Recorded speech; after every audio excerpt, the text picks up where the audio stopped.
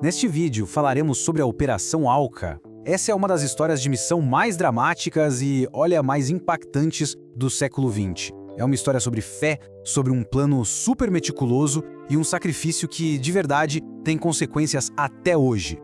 Então, vamos mergulhar fundo na Operação Alca. Foi uma missão muito ambiciosa, sabe? A ideia era alcançar o povo Alcadane, que na época era conhecido como Alca, lá no Equador.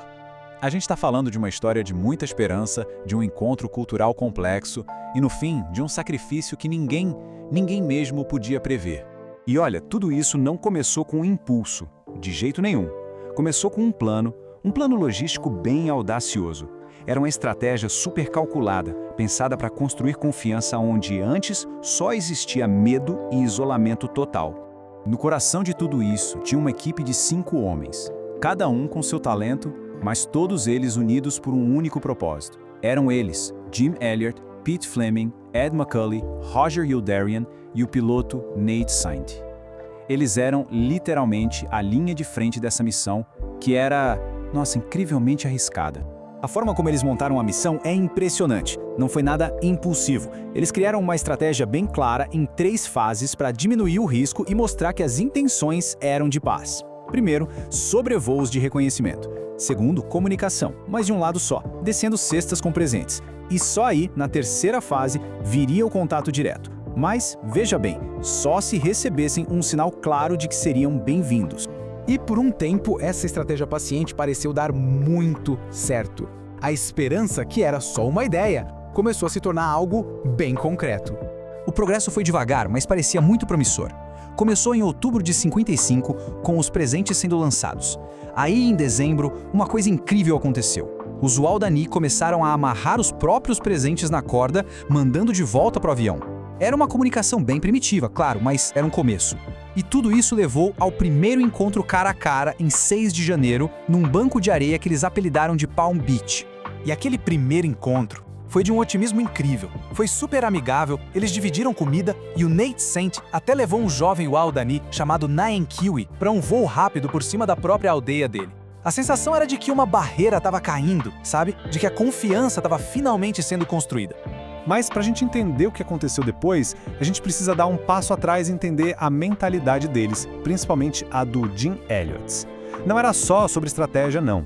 Era sobre uma convicção espiritual muito profunda. Os diários do Jim Elliot mostram uma visão de mundo bem intensa. Para ele, o martírio não significava o fracasso da missão. Pelo contrário, ele via isso como a possibilidade de um testemunho final, o maior de todos. Ele estava preparado mental e espiritualmente para o sacrifício.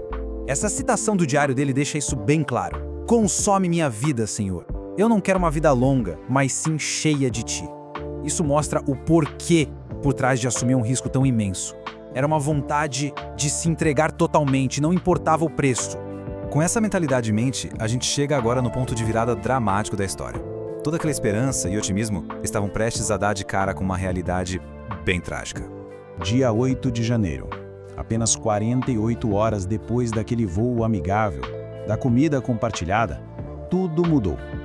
Os missionários foram surpreendidos e atacados por um grupo de guerreiros Waldani. E foi no mesmo lugar, em Palm Beach. A grande pergunta é o que deu errado? Pelo que se sabe, a violência não veio de uma hostilidade inicial. As fontes sugerem que foi uma mistura de conflitos internos da tribo com histórias distorcidas que o Naen Kiwi, aquele homem que voou no avião, contou sobre as intenções dos estrangeiros. Foi uma teia complexa de medo e desinformação interna. E aqui vem um ponto fundamental da história. Os 5 homens estavam armados. Eles poderiam ter se defendido, só que eles tinham feito uma promessa de não usar as armas contra os Waldani. Nos seus últimos momentos, eles tomaram uma decisão: morrer ao invés de matar as mesmas pessoas que eles esperavam alcançar com sua mensagem. Jim Elliot tinha só 28 anos quando foi morto, junto com seus 4 companheiros. Os corpos deles foram deixados no rio Curaray e a missão, da forma como foi planejada, teve um fim abrupto e muito violento. Só que, por mais paradoxal que pareça, o fim da vida deles não foi o fim da história. O que parecia um fracasso total se transformou no início de algo muito maior. Essa frase resume bem o legado da Operação Alca. É a ideia de que, às vezes, do sacrifício e da perda pode surgir um novo crescimento, uma nova vida. A notícia das mortes não parou o movimento missionário. Pelo contrário, deu um gás novo. A história deles inspirou uma quantidade enorme de pessoas pelo mundo. O que foi uma tragédia numa praia isolada acabou se tornando, na opinião de muitos, o evento missionário mais importante daquela época, mudando completamente a ideia do que é sucesso e do que é sacrifício. Isso tudo deixa a gente com uma pergunta para pensar. A história da Operação Anauca nos força a questionar como um evento pode ser, ao mesmo tempo, um final trágico e um começo poderoso. É um lembrete de que o impacto de uma vida, no fim das contas, nem sempre se mede pelo tempo que ela durou. Se você gostou desse vídeo, se inscreva no canal. Nos vemos no próximo vídeo. Até lá!